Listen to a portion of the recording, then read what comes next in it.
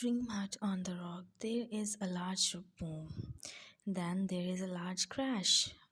Dudley, Dursley, Aunt Petunia, and Uncle Vernon are cowering behind a bed. Dudley, Dursley. Mum, I don't like this. Aunt Petunia. I knew we made a mistake coming here. Vernon. Vernon, there is nowhere we can hide, nor even a lighthouse is far enough away. There is another large boom. Uncle Vernon, hold on, hold on. Whatever it is, it's not coming in here. Aunt Petunia, we are cursed. He has cursed us. The boy has cursed us. Saying young Harry, this is all your fault. Get back in your hole. Young Harry flinches as Uncle Vernon holds out his rifle. Uncle Vernon, whoever is there, I should warn you. I am armed. There is a massive smash, and the door falls off its hinges. Hagrid stands in the middle of the door. He looks at them all. Hagrid, couldn't make us a cup of tea, could ya? It's not been an easy journey. Dudley Dursley looked at him. Uncle Vernon, stand back, behind me, Petunia, behind me. Dudley, I will soon see this scavenger off. Hagrid, scare what? He picks up Uncle Vernon's guns. Haven't seen one of those for a while. He twists the end of the gun and ties it in a knot. Oops, a daisy. And then he gets distracted. He has seen young Harry. Harry Potter. Young Harry. Hello, Hagrid. Last time I saw you was only a baby. You look a lot like your dad, but you have got your mom's eyes. Young Harry, you knew my parents? Hagrid, where is my manners? A very happy birthday to you. Got summered fat your hair. I might sat on it at some point, but it will taste all right. From inside his cone, he pulls a slightly squashed chocolate cake with Happy Birthday Harry written on it in green icing. Young Harry, who are you? Hagrid laughing. True, I haven't introduced myself. Rubus Hagrid, keeper of keys and grounds at Hogwarts. He looks around himself. What about that tea, Daniel? I would not say not her summer stronger if you've got it. Mind. Young Harry. Hogware? Hagrid. Hogwarts. Yeah, I will know all about Hogwarts, of course. Young Harry. No, sorry. Hagrid. Sorry? It's them, as should be sorry. I knew you weren't getting your letters, but I never thought you wouldn't even know about Hogwarts. For crying out loud, did you never wonder where your parents learn at all? Young Harry, learned what? Hagrid turns menacingly towards Uncle Vernon. Hagrid, do you mean to tell me that this boy knows nothing about anything? Uncle Vernon, I forbid you to tell the boy anything more. Young Harry, tell me what? Hagrid looks at Uncle Vernon and then at young Harry. Hagrid, Harry, you are a wizard. You change everything. You're the most famous wizard in the whole world. And then, right from the back of the room, and whispering around everyone, words said with an unmistakable voice, the voice of Voldemort. Harry Potter. Harry and Ginny Potter's house bedroom. Harry wakes suddenly, breathing deeply in the night. He waits a moment, calming himself, and then he feels intense pain in his forehead, in his scar around him. Dark magic moves. Ginny, Harry, it's fine, go back to sleep. Ginny, Loomis. The room is filled with light from her wand. Harry looks at her. A nightmare? Harry, yes. Ginny, about what?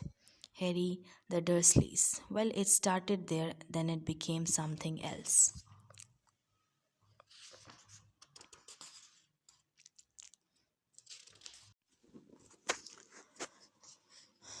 Pause. Ginny looks at him, trying to work out where he is. Ginny, do you want a sleeping draught? Harry, no, I will be fine. Go back to sleep.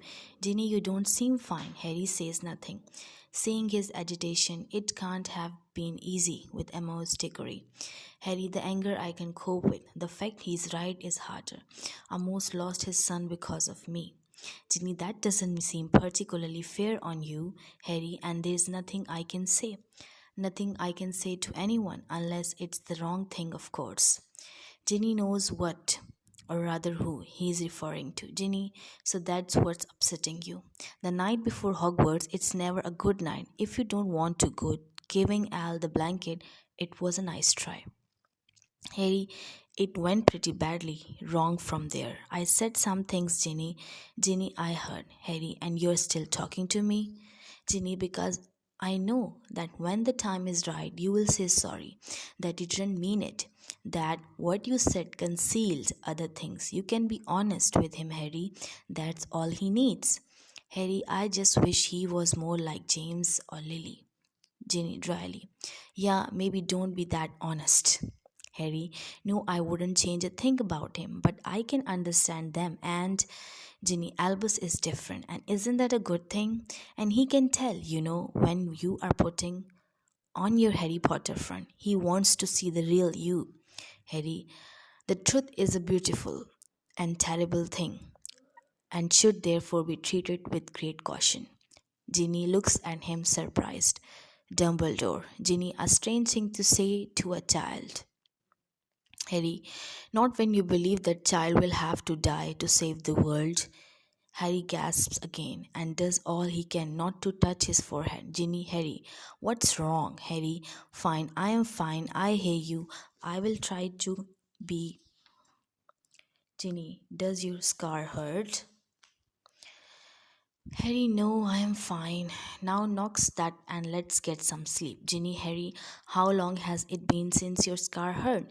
Harry turns to Ginny, his face says it all. Harry, 22 years. The Hogwarts Express. Albus walks quickly along the train. Rose, Albus, I have been looking for you. Albus, me? Why? Rose isn't sure how to phrase what she has to say. Rose, Alberts, it's the start of the fourth year, and so the start of a new year for us. I want to be friends again. Albus, we never were friends. Rose, that's harsh. You were my best friend when I was 6.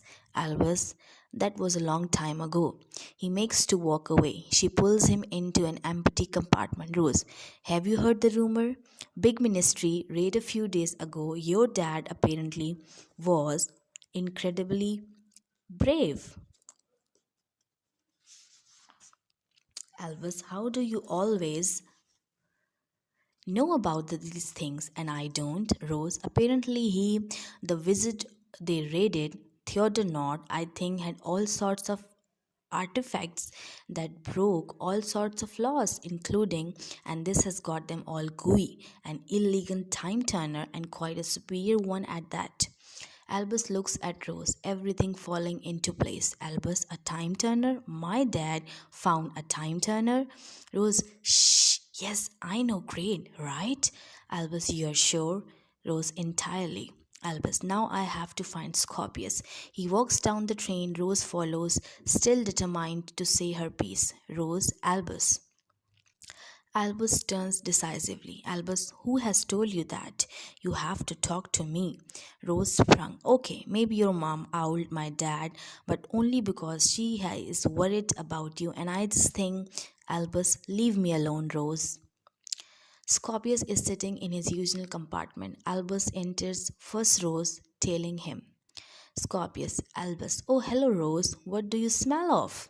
Rose, what do I smell of? Scorpius, no, I mean it as a nice thing. You smell like a mixture of fresh flowers and fresh bread. Rose, Albus, I'm here, okay, if you need me. Scorpius, I mean nice bread, good bread, bread, what's wrong with the bread? Rose walks away, shaking her head. Rose, what's wrong with bread? Albus, I have been looking for you everywhere.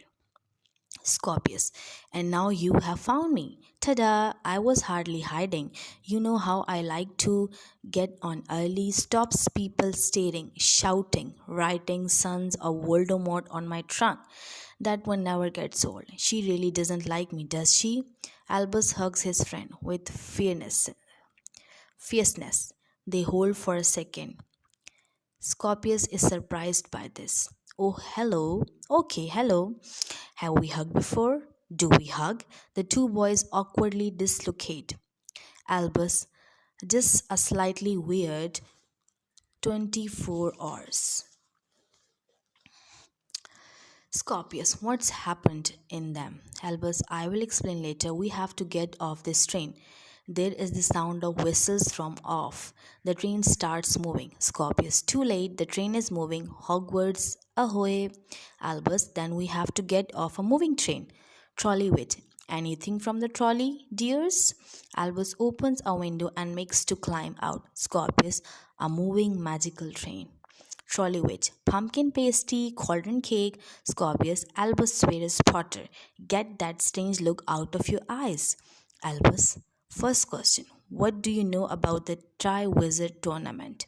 Scorpius, happy. Ooh, a quiz.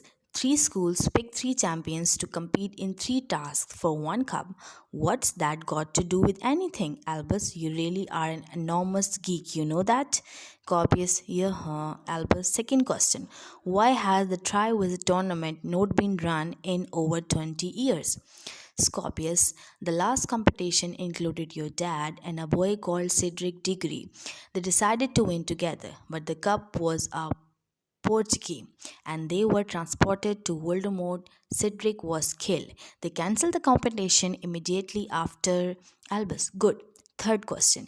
Did Cedric need to be killed? Easy question. Easy answer. No. The words Voldemort said were kill the spear. The spear. He died only because he was with my father and my father couldn't save him. We can. A mistake has been made and we are going to right it. We are going to use a time turner. We are going to bring him back. Scorpius, Albus, for obvious reasons, I am not a massive fan of time turners. Albus, when Amos Strictly asked for the time turner, my father denied they even existed. He lied to an old man who just wanted his son back, who just loved his son. And he did it because he didn't care. Because he doesn't care. Everyone talks about all the brave things Dad did, but he made some mistakes too. Some big mistakes. In fact, I want to set one of those mistakes right. I want us to save Cedric. Scorpius. Okay, whatever was holding your brain together seems to have snapped. Albus, I'm going to do this, Scorpius. I need to do this, and you know as well as I do, I will entirely mess it up if you don't come with me. Come on. He grins and then disappears. Ever up. Scorpius hesitates for a moment. He makes a face and then hoists himself up and disappears. She picks up a pumpkin pastry, she throws it like a grenade, it explodes, and you won't believe what I can do with my chocolate. Frogs, never have I let anyone off this train before they reach their destination. Some have tried. Sirius Black and his cronies, Fred and George Weasley, all have failed because this train it doesn't like people getting off it. The trolley witch's hand transfigure into very sharp spikes. She smiles. So please retake your seats for the remainder of the journey. Albus, you were right, Scorpius. This train is magical. Scorpius, at this precise moment in time, I take no pleasure in being right, Albus. But I was also right about the viaduct. That's water down there. Time to try the cushioning charm. Scorpius, Albert, this is a bad idea. Albus, is it? He has a moment's hesitation. Then he realizes the time for hesitation has passed. Too late now. Three, two, one. Moliere. He incants as he jumps. Scorpius. Albus. Albus. He looks down desperately after his friend. He looks at the approaching trolley witch, her hair wild, her spikes particularly spiky. Well, as fun as you clearly look, I have to go after my friend. He pinches his nose. He jumps after Albus, incanting as he goes off. Muller, coming back from the Daily Prophet once a year, every year. Harry, none of those rumors came from me. Draco, really? Doesn't your wife edit the Daily Prophet? Ginny steps towards him, outraged. Ginny, the sports pages. Hermione, Draco, Harry brought this matter to the attention of the ministry, and I, as Minister for Magic, Draco, a vote you only won because you are his friend? Ron is held back by Ginny as he charges at Draco. Ron, do you want a smack in the mouth? Draco, face it, his celebrity impacts upon you all. And how better to get everyone whispering the Potter name again than with he does an impression of Harry. My scar is hurting. My scar is hurting. And do you know what this all mean? That the gossip mongers once again have an opportunity to defame my son with these ridiculous rumors about his parentage. Harry, Draco, no one is saying this has anything to do with Scorpius. Draco, well, I for one think this meeting a sham and I am leaving. Walks out, others start to disperse after him. Hermione, no, that's not the way. Come back.